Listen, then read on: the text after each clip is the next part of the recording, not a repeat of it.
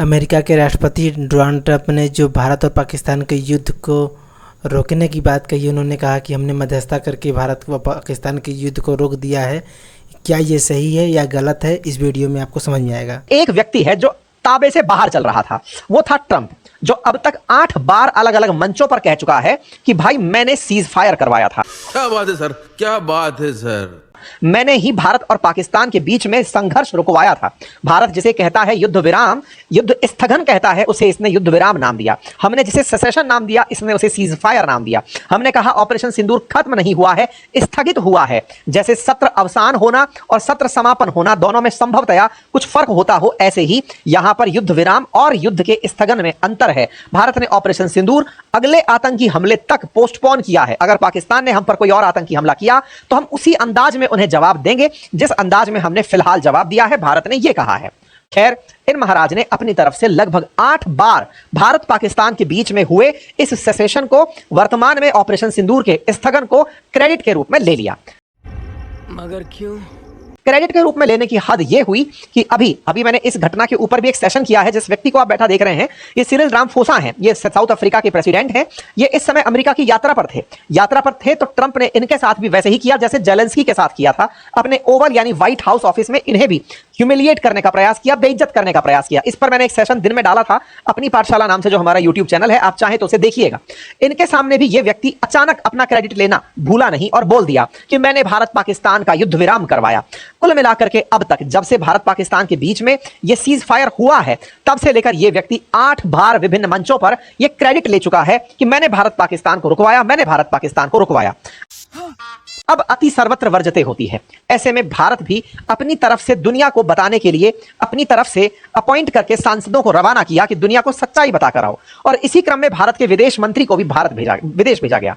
भारत के विदेश मंत्री इस समय यूरोप की यात्रा पर हैं और वो अमेरिका द्वारा बनाए गए नैरेटिव को काटने का प्रयास कर रहे हैं और बताने का प्रयास कर रहे हैं कि अमेरिका ने क्या किया था और हमने अल्टीमेटली क्या किया, हमारा ऑपरेशन सिंदूर क्या था, हमने पहलगाम हिंसा किस तरह से झेली, हमने पहलगाम आतंकी हमला कैसे झेला। अब ये सब बात बताने के लिए विदेश मंत्री इस समय विदेश यात्रा पर हैं और उस विदेश यात्रा में इन्होंने आज एक इंटरव्यू दिया और वो इंटरव्यू इतना जबरदस्त वायरल हो रहा है कि उस इंटरव्यू से अमेरिका में बैठे ट्रंप तिलमिला उठेंगे। और यकीन मानिए, रुको जरा, भारत ने अमेरिका को साफ बता दिया था, NOS नाम से, डच बोले तो नीदरलैंड की यात्रा पर अभी हमारे विदेश मंत्री ने इंटरव्यू में अपनी बात एंकर के द्वारा पूछे जाने पर कहा। एंकर ने पूछा कि अमेरिका इस पूरे संघर्ष में कहां था, तो जयशंकर साहब का जो स्टेटमेंट था वो बड़ा ही वायरल हुआ कि US was in United states, यानी अमेरिका में ही था। बोले भारत पाकिस्तान में कहां था, बोले कहा ना, अमेरिका में ही था। हमें उससे कोई मतलब नहीं है। हाँ, हमसे जितने भी लोगों ने बात की, अच्छा, ट्रंप ने असल में इस बात की भांजी मार ली कि भारत के पास पाकिस्तान से कॉल जाएगा, यह जानकारी मैं दुनिया को बता देता हूं। भारत ने इस मैसेज को दुनिया के हर व्यक्ति से कहा था कि अगर किसी को यह संघर्ष रुकवाना है तो कॉल उधर से करवा दो, हम रोक देंगे। अच्छा, भारत का यह डे 1 से था और यह बात मैंने आपको कई बार बोली भी है। आप चाहें तो जब से यह शुरू हुआ ऑपरेशन सिंदूर, उसके बाद की प्रेस कॉन्फ्रेंस को आप देखें तो उसमें एक स्पष्ट संदेश था, हमने आतंकी ठिकानों को टारगेट किया, हमने सेना और सिविलियंस को टारगेट नहीं किया। यह किसी भी प्रकार से घटना प्रोवोकेटिव नहीं है, उकसावे की कार्रवाई नहीं है, हम इसे बिल्कुल शांत तरीके से कर रहे हैं। हमारा कार्रवाई किसी प्रकार के युद्ध को बढ़ावा देना नहीं है। हमने ये सब बातें डे 1 से प्रेस कॉन्फ्रेंस में बोली है। पाकिस्तान ने जिस तरह से कार्रवाई करना शुरू किया कि चलो बदले की कार्रवाई करते हैं, उस कार्रवाई को उन्हें ही रोकना था, यह हमने हमेशा बोला। जयशंकर साहब ने इस बात को इस पत्रकार के सामने रख दिया कि देखो भाई, अमेरिका को लगता है कि उसने ये रुकवाया है। हमने डे 1 से क्लियर किया था कि हमारे और पाकिस्तान के बीच ही विराम से संबंधित बात होगी। भारत पाकिस्तान के लिए कहीं किसी मंच पर कोई नहीं बैठा है, और जब कहीं किसी मंच पर कोई नहीं बैठा है तो यह बात कहना कि हमने मध्यस्थता कराई है, यह केवल क्रेडिट ले जाने वाली बात है। अब आप पूछेंगे, इस क्रेडिट ले जाने की बात पर भारत ने जो आज प्रतिक्रिया दी है, जहां उसने साफ कह दिया है कि अमेरिका की कोई प्रतिनिधित्व नहीं था, अमेरिका की कोई मध्यस्थता नहीं थी, इसके परिणाम क्या होंगे वो हम आगे चर्चा करेंगे। लेकिन ट्रंप ऐसा क्यों करते हैं, आज हम उसका जवाब आपको जरूर देंगे। अब तक तो मैं जो देता आया वो मेरा वर्जन था, मेरा एनालिसिस था जो मैं आपको देता आया। आज मैं ट्रंप के साथ रहे हुए एक पूर्व NSA का इंटरव्यू लेकर आया हूं। नेशनल सिक्योरिटी एडवाइजर, जैसे डोवाल साहब मान लीजिए PM के साथ रहते हैं, कल को ये रिटायर हो जाए और इनका इंटरव्यू छपे, ऐसे ही ट्रंप के पुराने कार्यकाल में जॉन वाल्टन जो है वो इनके NSA हुआ करते थे, उनका इंटरव्यू आज छपा है। उसके कुछ प्रमुख अंश मैं आपके साथ साझा करूंगा जिसमें वो ट्रंप के व्यक्तित्व को बता रहे हैं कि ट्रंप कैसा सोचते हैं। ठीक है, फिलहाल के लिए मैं आपको कहूंगा कि आप चाहें तो 10 मई को आई हमारी वो सुन सकते हैं, आप उसमें समझ पाएंगे कि भारत ने अपनी तरफ से क्या क्या चीजें रखी थी। एनीवे, दुनिया में फिर भी पहलगाम की हुई आतंकी घटना या ऑपरेशन सिंदूर, इन सब चीजों के बारे में भारत ने अपनी तरफ से अपने डेलीगेशंस को भारत से बाहर भेजना शुरू कर दिया है। हमने बकायदा 7 सदस्य के 7 डेलीगेशन बनाए हैं जिन्हें 32 देशों में भेजा जाएगा। 59 सांसदों को उसके लिए रखा गया है। इसी क्रम में भारत के विदेश मंत्री भी नीदरलैंड, डेनमार्क और जर्मनी की यात्रा पर 19 मई से 24 मई के बीच में रहेंगे और 19 से 24 की यात्रा में डॉक्टर जयशंकर जो हैं वो दुनिया भर में पहुंचते हैं। सबसे पहले वो नीदरलैंड पहुंचते हैं। नीदरलैंड में पहुंचते ही उनका यह ट्वीट आता है और उस ट्वीट के अंदर ही अपनी तरफ से नीदरलैंड को धन्यवाद देते हैं कि आपने आतंक के खिलाफ जो जीरो टॉलरेंस की बात कही थी, हम उसके लिए आपका आभार व्यक्त करते हैं। यह अपने आप में दुनिया के लिए एक संदेश है। असल मायने में क्या हुआ कि पाकिस्तान के समर्थन में तुर्की आकर खड़ा हुआ या अजरबैजान खड़ा हुआ, वो गलत कॉज में भी, जैसे कि दुर्योधन के साथ में आकर के कुछ और लोग खड़े हो गए थे, कुछ वैसी फीलिंग थी। लेकिन भारत ने इस कॉज के लिए हम संघर्ष कर रहे हैं, आप कॉज के समर्थन में हैं, इसका मतलब भारत के समर्थन में है। भारत दुनिया में यह बता चुका है कि आतंक इज इक्वल्स टू पाकिस्तान। अब आपको पाकिस्तान शब्द बोलने की जरूरत नहीं है, केवल आतंक बोल दो तो समझ में आ जाएगा कि पाकिस्तान की बात हो रही है। यूएन डेजिग्नेटेड आतंकी भारत में नहीं रहते। भारत को कभी भी इसलिए ग्रे लिस्ट में नहीं डाला गया कि वो आतंक का पर्याय है। इसका मतलब जब भी कोई देश ये कहता है कि वो जीरो टॉलरेंस रखता है टेररिज्म के लिए, इसका सीधा सा अर्थ है कि वो पाकिस्तान के अंदर भी इंटरेस्ट नहीं रखता है, वो पाकिस्तान से भी वास्ता नहीं रखता है। जयशंकर साहब ने यहां जाकर इन देशों को इसी बात के लिए धन्यवाद किया कि आपने जो जीरो टॉलरेंस अगेंस्ट टेररिज्म बोला, हम उसके लिए आपका सपोर्ट मानते हुए धन्यवाद देते हैं। जयशंकर साहब ने अपनी तरफ से यहां के प्रतिनिधियों से मुलाकात की और इन सभी देशों के प्रतिनिधियों को अपनी तरफ से बातचीत की। आप में से कुछ लोग हो सकता है इस पॉइंट पर थोड़ा सा मत भिन्नता रखें। आप में से कुछ लोग हो सकता है ये कहें कि सर इन्होंने सीधा सीधा तो कहा ही नहीं कि हम भारत के साथ हैं, भारत तुम संघर्ष करो। डेनमार्क में भी एस जयशंकर साहब ने इसी तरह से प्रतिनिधियों से मुलाकात की। दोनों ही देशों ने, डेनमार्क और हो नीदरलैंड हो, दोनों जगह भारत के विदेश मंत्री के साथ ब्रॉड स्तर पर यहां पर बातचीत हुई, जिसे आप होते हुए इन तस्वीरों के माध्यम से देख सकते हैं। और उन्हीं में से इस यहां पर ये जो पत्रकार के साथ जो इंटरव्यू हुआ, ये यहां पर सीधी सीधी बातचीत हुई जिसे आप सुन सकते हैं। हालांकि ये आप सुन नहीं पाएंगे फिल्टर की वजह से, तो मैं बोल दे रहा हूं कि यहां पर बात क्या हुई जिसमें जयशंकर साहब ने अपनी बातों को एकदम स्पष्ट रखा। बस ये मीम मटेरियल है जिसमें उनसे पूछा गया कि भारत पाकिस्तान युद्ध विराम के बीच में अमेरिका कहां था, तो इनका जवाब बड़ा इंटरेस्टिंग था, अमेरिका अमेरिका में था। ये बात आने वाले समय में बहुत वायरल बात कहलाएगी। इसमें इन्होंने बकायदा ये बात बताई कि देखो भाई, हमारे पास एक हॉटलाइन होती है। 10 मई को पाकिस्तान की सेना ने हमें संदेश भेजा कि वो गोलाबारी रोकने के लिए तैयार हैं। इसके बाद भारत और पाकिस्तान के सैन्य अधिकारी एक दूसरे के बाद संघर्ष विराम के लिए तैयार हुए। अब इस बात के बाद जब विदेश मंत्री ने यह बयान वहां दे ही दिया, तो फिर विदेश मंत्रालय की तरफ से जो प्रवक्ता हैं जायसवाल साहब, ये बाहर आते हैं और इस बात को फिर ये सरकारी तरीके से कह देते हैं।